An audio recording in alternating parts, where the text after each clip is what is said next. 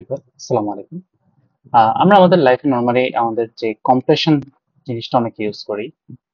Compression means আমাদের like যে কোনো জিনিসকে অ্যাকচুয়ালি ছোট করে দেওয়া, অথবা আমরা যদি একজন গুগলের যে ডেফিনেশনটা পড়ি সেটা যদি পড়ি তাহলে দেখবো the act of processing something into the smaller space or putting the pressure on it different size until it gets smaller. অর্থাৎ আমার যদি একটা কোনো আহ বড় একটা সাইজের অবজেক্ট থাকে অথবা যে কোনো কিছু থাকুক না কেন, এটাকে আমি স্মলার সাইজে নিয়ে আসা মানে অ্যাকচুয়ালি আমি এটাকে কম্প্রেস করছি, এই ধরনের কিছু বোঝানো হয়।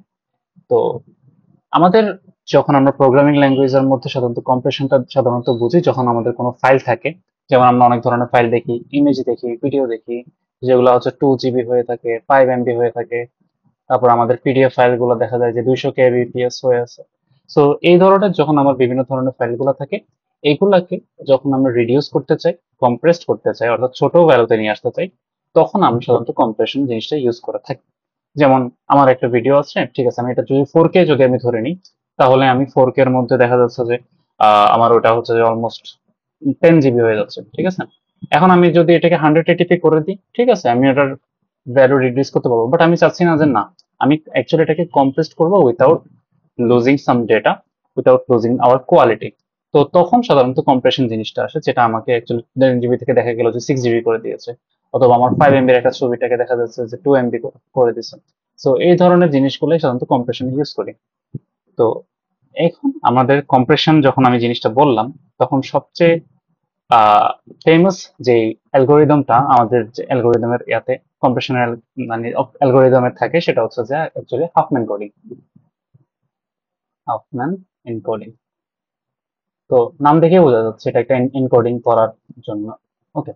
তো বিজ্ঞানী ডেভিড এ হাফম্যান অ্যাকচুয়ালি 1952-তে এই অ্যালগোরিদমটা আবিষ্কার করে অথবা ইনভেন্ট করে। তো অ্যাকচুয়ালি এই জিনিসটা ইনভেন্ট করার কারণটা কি ছিল অথবা পারপাসটা কি সেটা আগে জানি। তো নর্মালি আমরা যখন আমাদের কাছে বিভিন্ন ধরনের লেটার থাকে অথবা ফ্রিকোয়েন্সি অথবা বিভিন্ন ধরনের সেন্টেন্স থাকে, for example A B A C AA D E, তো ধরেন এটা একটা আমার মেসেজ। ওকে। তো এখন আমি এটাকে যদি এনকোড করতে চাই, মানে এটাকে আমি ফর এক্সাম্পল আস্কি কোডে কনভার্ট করতে চাচ্ছি। ওকে।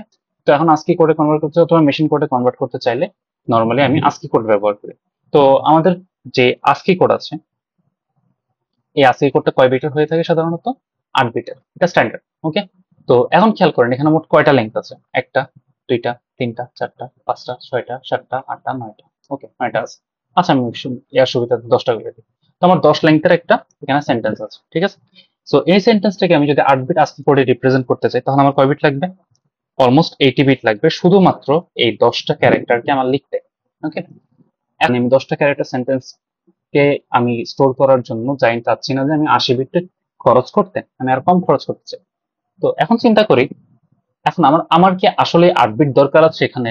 আমি যদি এই সবগুলো ক্যারেক্টারকে ইনকোড করে অর্থাৎ ইনকোড করে আমি যদি স্টোর করে রাখতে চাই, দরকার নেই, কারণ আমার কাছে এখানে অ্যাকচুয়ালি 8 বিটের মতো, 8 বিট দিয়ে রিপ্রেজেন্ট করার মতো কয়েকটা ক্যারেক্টার না, আমার কাছে কি কি ক্যারেক্টার আছে ইউনিটলি? A B C D E, ও টোটাল 5টা ক্যারেক্টার। তো আমার কাছে মোট 5টা ক্যারেক্টার আছে। তো আমি যদি 5টা ক্যারেক্টারকে রিপ্রেজেন্ট করতে চাই কোনো আজকে কোডে অথবা আমি যে কোনো ধরনের কোডে, তো আমার কয়টা কোড লাগবে অ্যাকচুয়ালি বাইনারিতে? আমি যদি 2 বিট করে ইউজ করি তাহলে 2 বিটে আমি 2 বিট দিয়ে অ্যাকচুয়ালি 4টা ক্যারেক্টারকে রিপ্রেজেন্ট করতে পারবো। যদি আমি 3 বিট ইউজ করি তাহলে এটা 8টা ক্যারেক্টার, যেহেতু আমার 5টা ক্যারেক্টার, তো আমি 3 বিট করে ইউজ করবো, কারণ 2 বিট দিয়ে আমি অ্যাকচুয়ালি 5টা ক্যারেক্টারকে রিপ্রেজেন্ট করতে পারবো না। তো আসলে আমি এখন 3 বিট দিয়ে অ্যাকচুয়ালি এই 5টা ক্যারেক্টারকে রিপ্রেজেন্ট করবো, ঠিক আছে। তো সবার শুরুতে যেহেতু 3 বিট দিয়ে রিপ্রেজেন্ট করবো, তো সবার শুরুটা হবে 000, পরেরটা হবে 001, পরেরটা হবে 010, এরপরটা হবে 011, এরপরটা হবে 100। তো এই যে আমার অ্যাকচুয়ালি আমি 3 বিট দিয়ে আমার সবগুলো ক্যারেক্টারকে রিপ্রেজেন্ট করে দিছি। এখন এখানে প্রত্যেকটা ভ্যালু অ্যাকচুয়ালি 3 বিট করে, তাহলে আমার এই 10টা ক্যারেক্টারকে রিপ্রেজেন্ট করতে কয় বিট লাগবে এখন? 10 × 3, which is 30 বিট। সো আমার অ্যাকচুয়ালি 80 বিট থেকে 30 বিটে চলে আসছি, অনেক কম্প্রেসড হয়ে গেছে অলরেডি এখন। তো এটাকেই বলা হয় সাধারণত আমাদের ফিক্সড এনকোডিং। Fixed encoding. তো বিজ্ঞানী হচ্ছে ডেভিড হাফম্যান, অ্যাকচুয়ালি 1952 তে একটা অ্যাসাইনমেন্ট করতে করতে গিয়ে এই অ্যালগোরিদমের উপরে কাজ করছিল যে কিভাবে জিনিসটাকে কম্প্রেস করা যায়, আরো আরো বেশি কম্প্রেস করা যায়। নর্মালি আমরা ফিক্সড এনকোডিং বেস দিয়ে আমরা কিন্তু কম্প্রেস করতে পারছি, বাট স্টিল উনি যে জিনিসটা খেয়াল করছে সেটা হচ্ছে যে, ফর এক্সাম্পল আমার ফুল ক্যারেক্টারের মধ্যে 90% হচ্ছে জাস্ট এ, আর কিছু না, বাকি 10% হচ্ছে বাকি সবকিছু, ঠিক আছে? তো এখন আমি এ কে রিপ্রেজেন্ট করার জন্য কি আমার এতগুলা বিট দরকার আছে? যদি আমি বলি যে আমার আসলেই আমার ফর এক্সাম্পল আপনার 6 বিট করে লাগতেছে প্রত্যেকটা ক্যারেক্টারের জন্য, যদি আপনি এভাবে ফিক্সড এনকোডিং ইউজ করেন, বাট আমার কি এ, যেহেতু আমি এ হচ্ছে 90%, তো আমার কি এ এর জন্য 6 বিট করে রিপ্রেজেন্ট করা লাগতেছে? লাগতেছে না। আমি যদি শুরু থেকে বলে দিই যে 0 মানেই হচ্ছে এ, অথবা 1 মানেই হচ্ছে এ, তাহলে কি এতটুকুর মধ্যে আপনি জাস্ট একটা বিট রিপ্রেজেন্ট করতেছি এই ক্যারেক্টারের জন্য, তো আমার 90% কিন্তু কভার হয়ে যাচ্ছে এই এক বিট ইউজ করেই, তাই না? তো আমার তো 6 বিট দরকার পড়ছে। এই জিনিসটা, এই কনসেপ্টটা ইউজ করেছে অ্যাকচুয়ালি হাফম্যান কোডিং। তো এখন আমরা দেখব একটা হাফম্যান কোডিং এর সিমুলেশন, অথবা কিভাবে একটা হাফম্যান কোডিং আমরা একটা ক্যারেক্টারকে এনকোড করতে পারি। ওকে, তো ফর এক্সাম্পল আমি ধরে নিই সবার আগে যে A B A C, A D E C C.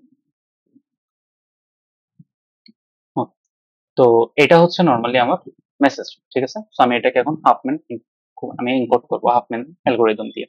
তো সবার প্রথমে যে কাজটা হচ্ছে আমার এখানে ইউনিক যে ক্যারেক্টার গুলো সেগুলোকে বের করা। তো ইউনিক ক্যারেক্টার হচ্ছে আমার A B C D E, এরপরে তাদের ফ্রিকোয়েন্সি বের করা। তো সবার আগে দেখি আমার এ কয়বার আছে, একবার, দুইবার, তিনবার। এ হচ্ছে আমার তিনবার। বি আছে কয়বার, একবার, দুইবার। ওকে, বি আমার দুইবার। সি আছে কয়বার, একবার, দুইবার, তিনবার। ওকে, সি তিনবার। দেন আছে আমার ডি কয়বার, ডি হচ্ছে আমার তিনবার। ওকে, তিনবার।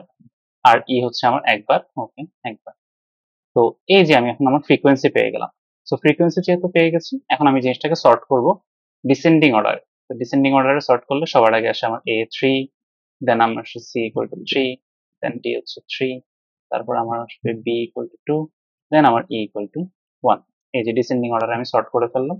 এখন এখানে একটা কোয়েশ্চেন থাকতে পারে যে আমার এ আর সি তো অলমোস্ট 3 3, তো আমি সি কে কেন আগে আনলাম না? অথবা সি আর ডি তো একই 3 না, তো আমি ডি কে কেন আগে আনলাম না? এটা অ্যাকচুয়ালি এটা অ্যাকচুয়ালি ডিপেন্ড করে আপনার অ্যালগোরিদমের উপর। আপনার অ্যালগোরিদমকে যদি মডিফাই করে লেক্সিকোগ্রাফিক্যাল অর্ডার নিতে চান, তাহলে ডি কে অবভিয়াসলি আগে আসবে, এখানে সি পরে যাবে, আর আপনার এ আগে আসবে, সি পরে যাবে, এই ধরনের অর্থাৎ আপনার কোডের উপর ডিপেন্ড করতেছে। বাট এখানে অ্যাকচুয়ালি এনকোডিং এর ক্ষেত্রে কোনো ধরনের এফেক্ট পড়বে না। কেন পড়বে না সেটা অ্যাকচুয়ালি আমরা যখন সিমুলেট করবো তখনই বুঝতে পারবো। তো এখন খেয়াল করি, আমার এখন নর্মালি এই যে আমার 5টা ক্যারেক্টার সর্ট আকারে আছে, আমি একটা ইউজ করব প্রায়োরিটি, ঠিক আছে? সো আমি এই যে আমি যেটা ইউজ করছি, অর্থাৎ যে টেবলে সর্ট করলাম এটাকে একটা প্রায়োরিটি কিউ বানাই। ওকে, সবার প্রথমে আমি কি করব, অলমোস্ট লাস্ট দুইটা অর্থাৎ সবচেয়ে স্মলেস্ট দুইটাকে নিয়ে আমি গ্রুপ করব। তো সবার স্মলেস্ট দুইটাকে, একটা হচ্ছে আপনার ই, হুইচ ইজ যার ফ্রিকোয়েন্সি হচ্ছে 1, এটা, আর এটা হচ্ছে আপনার বি, যার ফ্রিকোয়েন্সি হচ্ছে 2। ওকে, এই দুটোটা মিলে গ্রুপ করলাম। তো এই দুটোটার ফ্রিকোয়েন্সি যোগ করলে টোটাল কত হবে? 3 হবে, কারণ 2 + 1 3। তো আমি এই দুটোটাকে অ্যাকচুয়ালি একটা গ্রুপ করে 3 বানাই দিছি, ঠিক আছে? সো এখন এই 3টা নরমালি আমি যদি প্রায়োরিটি কিউতে রাখি তাহলে কোন জায়গায় বসবে? আপনার নিচেও বসতে পারে, উপরেও বসতে পারে। যেহেতু আমি মাত্রই সর্ট করলাম, সো ই আর ডি মিলে, ই আর বি মিলে একসাথে 3 এখানে বসলো, ঠিক আছে? লাস্টে বসলো। ওকে, এরপরে আসি। এরপরে আমি যদি খেয়াল করে দেখি, এরপরে প্রায়োরিটি কিউতে লাস্ট দুইজনকে ই আর বি এর যে মার্জ, ওই 3টা, আর ডি 3। ওকে, তো আমি ডি 3 আর একসাথে মার্জ করে দিই। সো আমার ডি 3 দোনোটা যদি আমি মার্জ করে দিই তাহলে কত হবে এখন এখানে? 6 হবে। তো আমার ডি ই বি তিনটা মার্জ হয়ে 6 হয়ে গেল। এন্ড এটা প্রায়োরিটি কিউতে সবার আগে বসে, তাই না? তো সবার আগে আমার ই বি ডি এটা মার্জ হয়ে 6। ওকে, এতটুকু বসলো। Done. ওকে, এখন আমি প্রায়োরিটি কিউয়ের দিকে খেয়াল করি। এখন দেখেন তো, তাহলে আমার এখন আর কে কে থাকে?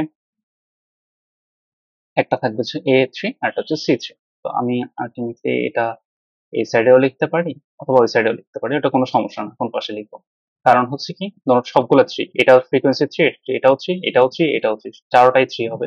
সো আমার কোনো সমস্যা নেই। বাট যদি 3 এর থেকে বড় হতো, ফর এক্সাম্পল 4 5, তাহলে আমার ডান পাশে লিখতে হতো। কারণ আমি কি স্মলেস্টটা বাম পাশে লিখছি, আর যে লার্জার ওয়ানটা ডান পাশে লিখেছি। তো আমার এখানে এ হচ্ছে 3, ওকে, তারপর দোনোটা, আর বি হচ্ছে সি হচ্ছে আমার 3। এই দোনোটা মার্চ করলাম, মার্চ করলে কত হয়? 6 হবে। ওকে, তো তার মানে আমার এখন আলটিমেটলি এটাও বাদ চলে গেছে। তো এখন আমার প্রায়োরিটি কিউতে আজকে এ আর সি এর merge version which is 3। So আমার প্রায়োরিটি কিউতে এখন শুধুমাত্র দুইটা ভ্যালু আছে, একটা হচ্ছে ইবিডি এর মার্জ করা 6 আর একটা হচ্ছে আমার এসি এর মার্জ করা 6। সো দুটোটা আমি যদি যোগ করি তাহলে কত হবে, আমার 12 হবে। তো এটাই ছিল আমার আলটিমেটলি হাফম্যানের ফার্স্ট স্টেপ, যেটা যখন যেখানে আমরা সাধারণত ট্রি বানাই থাকি। তো আমার প্রথম স্টেপ কি ছিল, জিনিসটাকে সর্ট করা। সেকেন্ড স্টেপ কি ছিল, আমার প্রায়োরিটি কিউ মেনটেন করা। থার্ড স্টেপ কি ছিল, দুইটা স্মলেস্ট নিয়ে সাধারণত আমাকে ট্রিটা বানানো, ঠিক আছে। অলওয়েজ কিন্তু আমি স্মলেস্ট দুইটাকে নিয়ে কাজ করব। মার্জ হওয়ার পরে আমি ওকে প্রপার জায়গায় বসাবো, তারপরে লাস্ট যে স্মলেস্ট দুইটা ওই দুইটাকে নিয়ে আমি মার্জ করে করে আমি ট্রি বানাবো। ওকে, ট্রি বানানো শেষ।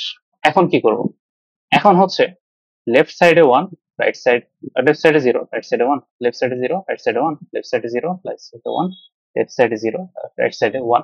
এখন এই আমি কি, এটা কি কোনো রুল যে লেফট সাইডেও 0 দিতে হবে এবং রাইট সাইডে 1 দিতে হবে? না, আপনি চাইলে লেফট সাইডে 1 দিতে পারেন এবং রাইট সাইডে 0 দিতে পারেন, that's not an issue. But ফার্স্টে যেটা মেনটেন করতেছে সেটা যাতে ফুল ট্রিটা বানানোতে মেনটেন করতে হবে, এটাই হচ্ছে কথা। ওকে, তো আমি কেন দিলাম এগুলা, এখন এখন আমি হচ্ছে কোড বানাবো। এখন হচ্ছে যে আমি আর normally A B C D E, ঠিক আছে, এইগুলার কোড বানাবো। তো খেয়াল করে দেখেন, এ আমি এ এর কোড কিভাবে পাবো, এ কোথায়, এই জায়গায়। তো রুট থেকে, রুট মানে হচ্ছে এটা হচ্ছে আমাদের রুট, এই রুট থেকে এতে আসতে কোন কোন পাথ ফলো করতে হয়। প্রথম হচ্ছে দিস ওয়ান মানে 1, আরেকটা হচ্ছে এই যে এটা which is 0।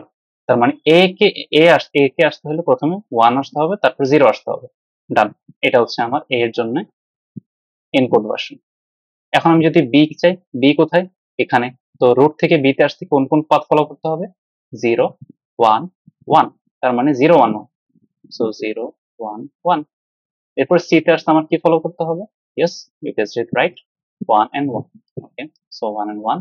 তারপর ডি তে আসতে হবে, এই যে ডি, তো আমার 0 0, সো 0 0।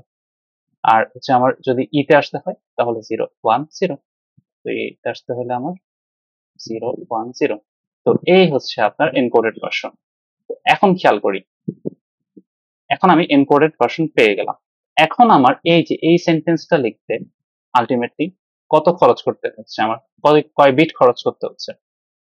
আর আমাকে খরচ করতে হচ্ছে, যেহেতু আমার এ আছে 3টা, সো আমার এ এর জন্য আমি রিপ্রেজেন্ট করতেছি 2 বিট দিয়ে, তো আমার আলটিমেটলি 6 বিট লাগবে এই 3টা ক্যারেক্টার রিপ্রেজেন্ট করতে। So 6 bit. এরপরে বি তে আসে, বি কয়টা, 2টা। তো আমার বি যেহেতু 2টা এন্ড বি কে রিপ্রেজেন্ট করতে আমার কয় বিট লাগতেছে, 3 বিট লাগতেছে। তো আমার 2টা ক্যারেক্টার রিপ্রেজেন্ট করতে আলটিমেটলি 6 বিট লাগবে। এরপরে সি কয়টা, ডি কয়টা, সি আর ডি 3টা। সো সি আমার 3টা, ডি হচ্ছে আমার 3টা। এগুলোর সি এর ক্যারেক্টার কয়টা, সি কে রিপ্রেজেন্ট করতে 2 বিট লাগে, ডি কে রিপ্রেজেন্ট করতেও 2 বিট লাগে। তো আলটিমেটলি আপনার 6 বিট, এটাও 6 বিট। ওকে, আর ই হচ্ছে আমার একটাই, তো আলটিমেটলি এখানে ই 1 এবং ই কে রিপ্রেজেন্ট করতে 3 বিট লাগে, সো আমার এখানে 3 বিট। তো আলটিমেটলি যোগ করে কত হয়, 6 6 6 6 হচ্ছে আপনার 24 and 27 বিটস।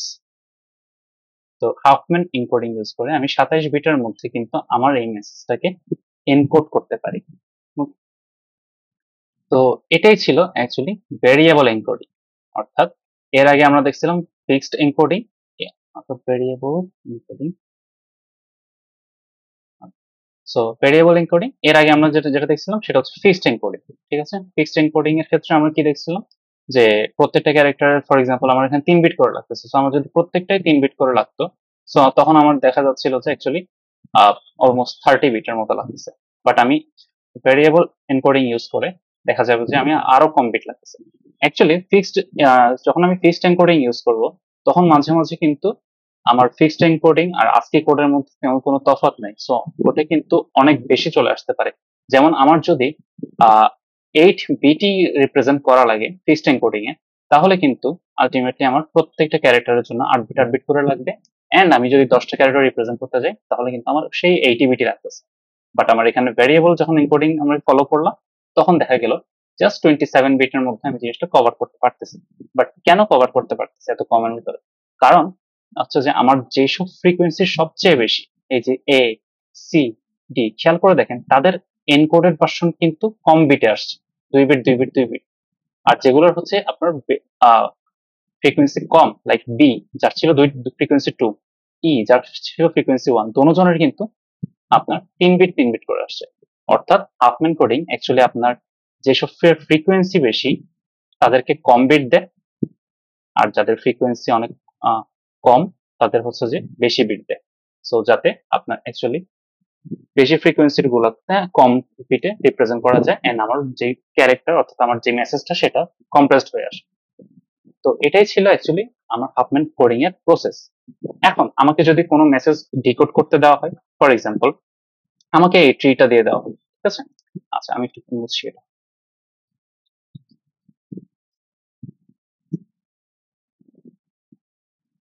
তো এখন আমাকে এই ট্রিটা দিয়ে দিল, এম বললো যে এই যে 1010 1001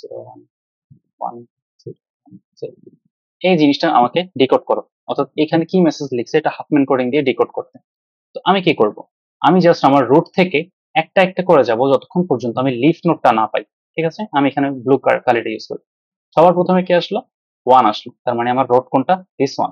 ওকে, তো প্রথমে আমি 1 এর জন্য এদিকে গেলাম, তারপরে 0 এর জন্য এদিকে গেলাম। আমি কিন্তু একটা লেটার পেয়ে গেছি, এ।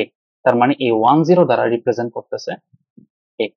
ওকে, আবারও কিন্তু 10 আসছে, তো 10 এর জন্য আবারও রিপ্রেজেন্ট করতেছে এ। এরপরে কি আসলো?